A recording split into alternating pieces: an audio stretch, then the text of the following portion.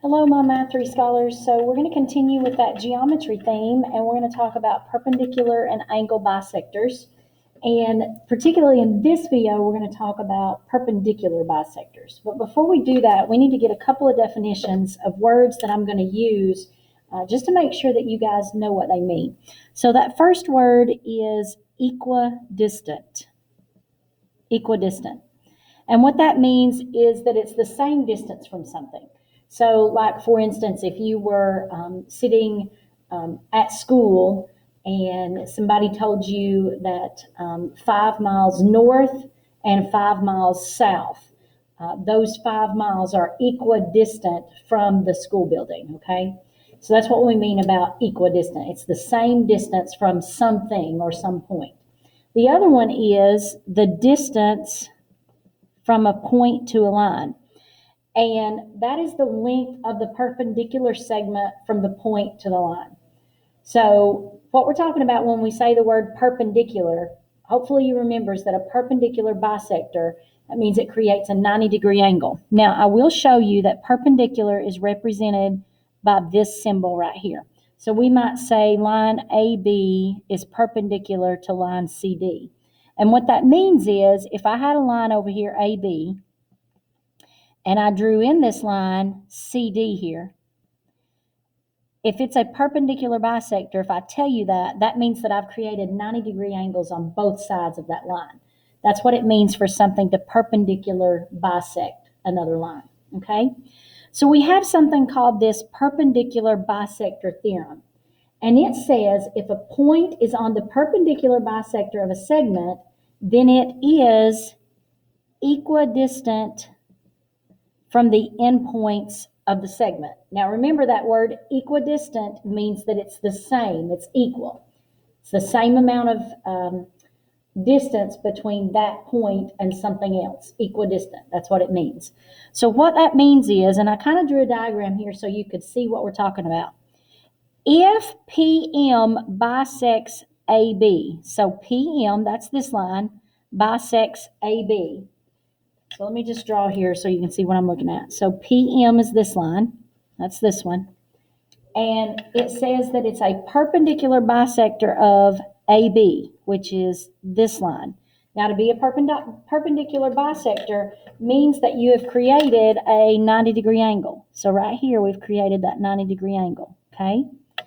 So if we have that, and we're told that MA equals MB. Now, a lot of times we represent that by this line right here, okay? MA equals MB.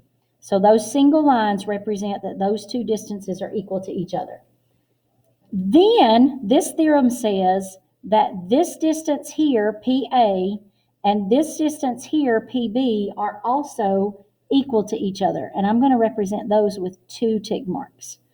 So if these two lines, if these two are congruent to each other, are equal, and if this is a perpendicular bisector, PM is a perpendicular bisector of AB, then that also means that these two sides will be equal to each other, okay?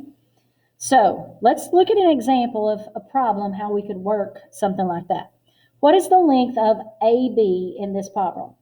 Now, AB, that's this length right here. So the length that I'm looking for, I'm trying to find this length, AB, okay? That's what I'm looking for. Now, I want you to notice that you're told this right here is a 90-degree angle. That's what that symbol means. That means this is a perpendicular bisector.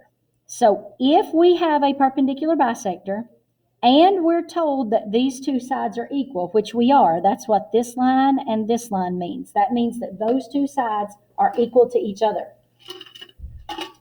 Then that means, excuse me, that means that these two sides are also equal to each other according to this perpendicular bisector theorem. So this side equals this side. Excuse me. All right. So if we have these two sides equal to each other, and I want to know the length of AB, well, AB is defined as 4x, but BC is defined as 6x minus 10. And I know that these two sides are equal to each other. So I can take that 4x set it equal to 6x minus 10, and find out what x is, first of all. So let's do that. First, we're going to subtract 6x. That gives us negative 2x equals negative 10. Divide by negative 2 on both sides, and we get that x is 5.